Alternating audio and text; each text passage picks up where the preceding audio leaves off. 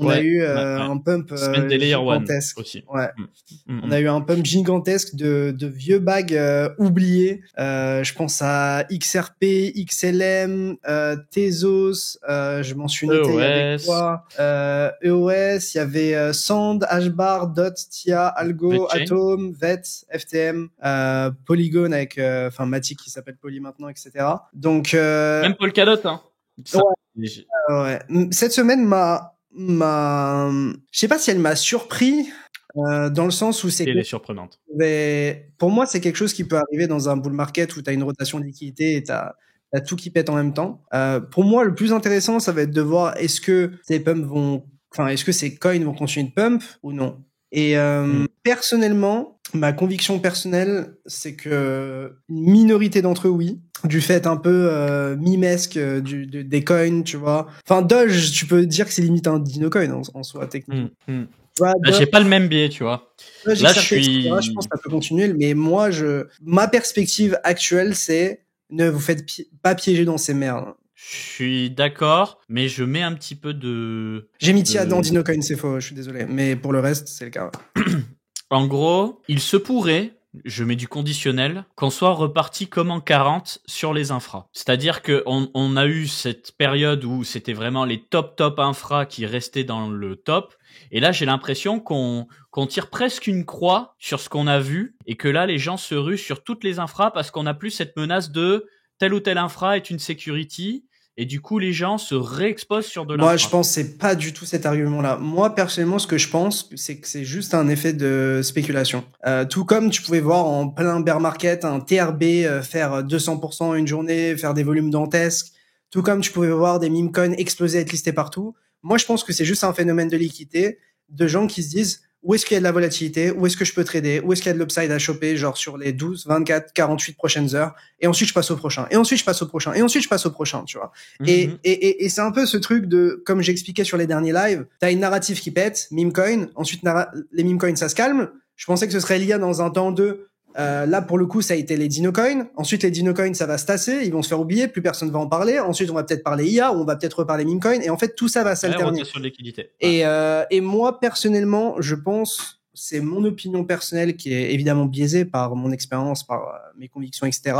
Mais je pense que c'est genre XLM, Tezos, Sand, Dot, Algo, Atom, on peut pump plus dans le sens où c'est un bull market et que en bull market quasiment tout monte. C'est ça. Mais je pense que il faut se concentrer sur les trucs qui ont pas encore pété et qui sont sur de belles narratives. Tu vois, on parlait de meme coin et d'IA. Les meme coins, si tu regardes, il y en a déjà qui se sont mangés depuis la semaine dernière des claques de 30, 40, 50, 60, 70%, tu vois. Sur l'IA, c'est horizontal, ça n'a pas encore pété. On en a très peu parlé. Moi, je pense que tôt ou tard, l'IA, ça va faire comme les dinocoins, tu vois. Ça va faire d'un coup, en une semaine, tout va péter. Et tu vois, par exemple, les meme coins, moi, ce que j'ai commencé à faire, et je pense qu'il va surprendre plusieurs d'entre vous, c'est que j'ai pris une petite poche de liquidité que j'avais, avec tous les trades que j'ai fait et tout en stablecoin. Et en gros, j'ai mis cette poche en DCA sur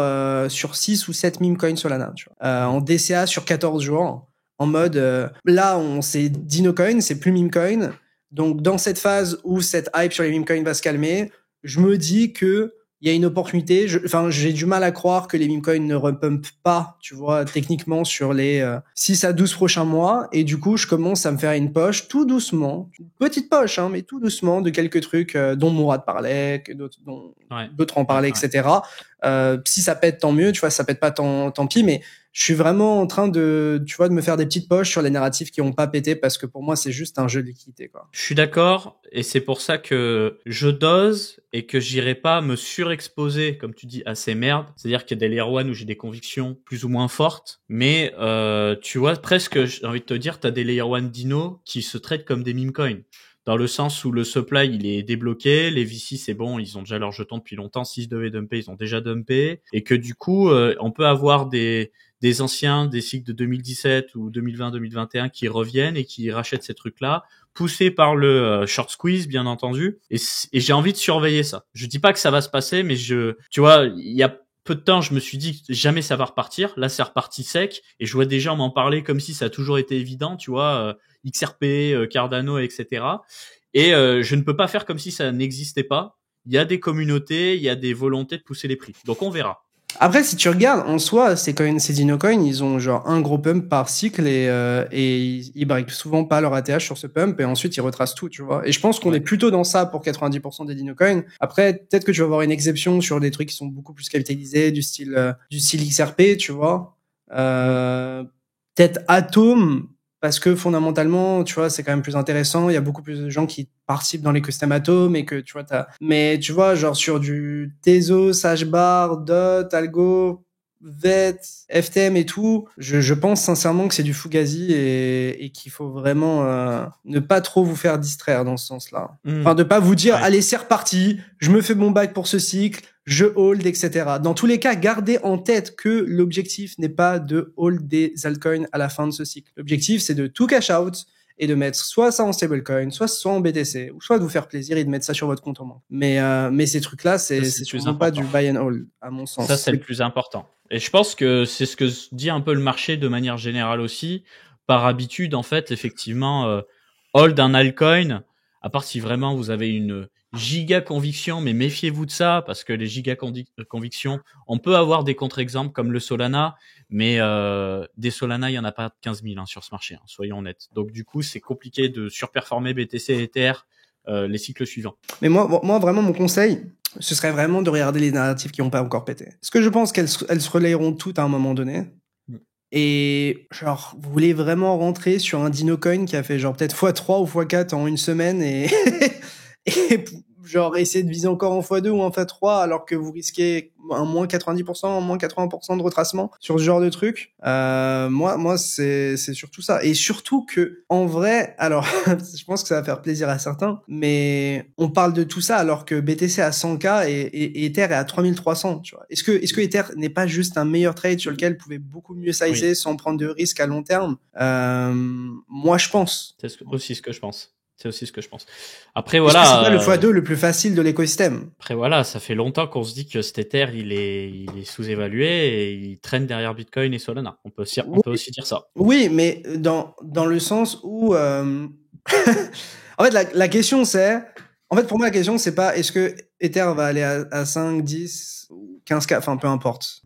Pour moi, la question c'est plutôt où est-ce que sera Ether, enfin, où est-ce que sera Solana et les gros concurrents d'Ether à ce moment-là, tu vois, et notamment aussi Bitcoin, quoi. Et, enfin, pas en concurrent direct, mais tu m'as compris. Et ça, j'ai pas forcément la réponse, mais en fait, si vous regardez aussi sur la paire ETH-BTC, la paire ETH-BTC, elle a tendance à bleed, donc genre à corriger, retracer pendant une très longue durée, et en un mois, tu fais un x2, x3, x4 sur ETH vs BTC. Et donc, je pense que c'est le genre de truc qu'il faut pas sous-estimer. Et on a vu des gros trucs comme XRP pumpé et d'autres, etc. Je vois pas pourquoi ETH ce serait pas possible, surtout que tôt ou tard, il y aura de l'inflow. Oui. Tôt ou tard, il y aura de l'inflow. On a quand même une présidence Trump. On va avoir un régulateur pro-crypto. Il y a la plainte contre Consensus qui est plus ou moins de la part de la SEC qui est plus ou moins de se faire drop, etc.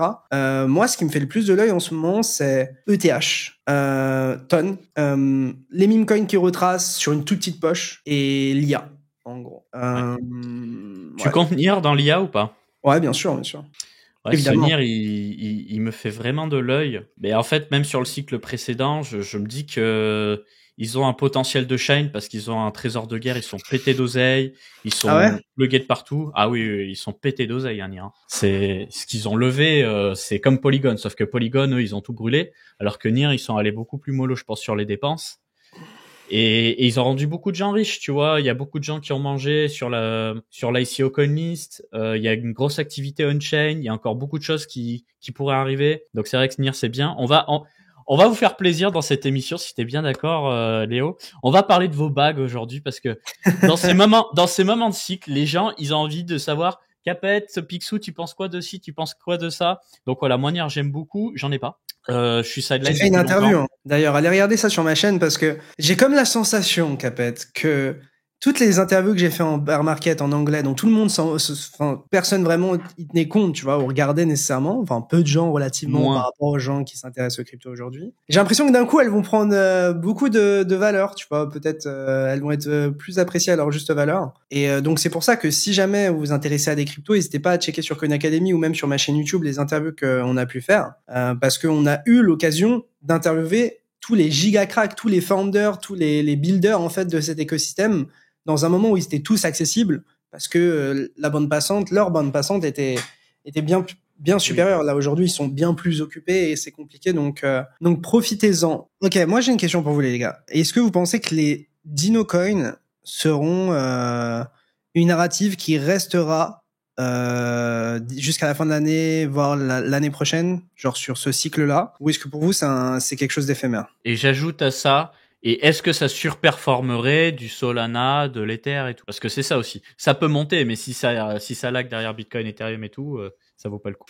Uni avait son dino aussi. Après, c'est différent parce que c'est vraiment quelque chose qui est au cœur de l'écosystème Ethereum, quoi. C'est ça. Il y a de l'activité. Que tout le monde utilise quotidiennement, quoi. Enfin, que beaucoup utilisent très régulièrement. C'est vrai que la narrative du restaking est partie un peu à la poubelle dernièrement. Ouais, on s'en bat un peu les couilles en ce moment, mais en fait, c'est parce que t'as pas les apps en face et je pense que ça va mettre du temps. En fait, je pense que l'enjeu aussi, c'est que, en vrai, si tu prends du recul, est-ce que ça intéresse les gens, tu vois, enfin, il y a plusieurs trucs, mais les APR à moins de 20% en bull market, j'ai un peu l'impression que tout le monde s'en branle. Oui, enfin, tu vois ce que je veux dire? Enfin, en bear market, on se dit, ouah, je peux avoir 5-10% sur mes stablecoins, c'est incroyable. Et en fait, en bull market, tu te rends compte que tout peut prendre 20-30% en une journée, et tu te dis, bah, en fait, pourquoi j'irais faire mon restaking, bloquer de l'ETH, sécuriser d'autres chains, pourquoi pas? Dans tous les cas, c'est utile. Mais moi, personnellement, ça me botte pas du tout. Il y a un autre truc aussi, c'est le time to chip. Tu vois, quand Ethereum est sorti, t'avais pas 15 000 applications tout de suite. Quand Solana est sorti, pareil, ça a mis du temps avant qu'on ait des applications. Pour ce qui est du restaking, tu vois, ils ont mis du temps à faire le protocole, que ce soit Eigenlayer ou Babylon qui a pas encore sorti son jeton de mémoire. Et une fois que tu as le protocole, bah, il faut des services qui exploitent le protocole, donc qui doivent à leur tour se créer, se financer, se lancer, se développer, etc. Et donc, tu as un super gros décalage entre la hype du jeton qui sort et les produits qui sont en face. Et du coup, les gens se disent... Parce que les gens étaient hype sur Eigenlayer, pourquoi? Ils étaient hype pour l'airdrop. Ouais, bah ils étaient hype pour l'airdrop, mais aussi pour toutes les propriétés liées à Eigenlayer, tu vois, de pouvoir faire des... Regarde, très simple. Par exemple, méga ETH sous network, etc. Ça va permettre d'avoir des layers qui sont encore plus performants que cette génération actuelle de Layer 1. Mais c'est pas sorti. Et même quand ce sera sorti, mais la hype aussi parce que les gens essayent d'être éligibles pour des airdrops en vrai. C'est vrai qu'il y a ça. Parce que en fait, pour moi, les seuls trucs qui peuvent, tu vois, dépasser ça, c'est des produits qui sont utiles et qui n'ont pas encore de token et que les gens utilisent dans tous les cas. Et c'est un peu, je pense, que ce qu'il y a avec Hyperliquid, c'est ce qu'il y a eu avec Jupiter aussi, tu vois. Les gens, ils s'en battaient les couilles d'avoir l'airdrop Jupiter. Les gens utilisaient Jupiter parce qu'ils voulaient vraiment utiliser Jupiter, parce que c'était vraiment utile. Et c'est pour ça que des projets comme ça, ils restent encore aujourd'hui et qui sont bien capitalisés. Mais des projets où il n'y a pas de produits dispo et sur lesquels les gens sont bullish juste parce qu'ils veulent toucher un airdrop et qu'ils soient bien valorisés, c'est problématique, tu vois. Donc, je sais pas. Bah après, on est sur le marché de l'attention aussi, et que c'est pas facile de capter l'attention des gens, et que c'est très rare de faire une application qui valide. Hein. Si tu as bien aimé cette vidéo condensée, sache qu'elle est extraite de notre chaîne YouTube Coin Academy.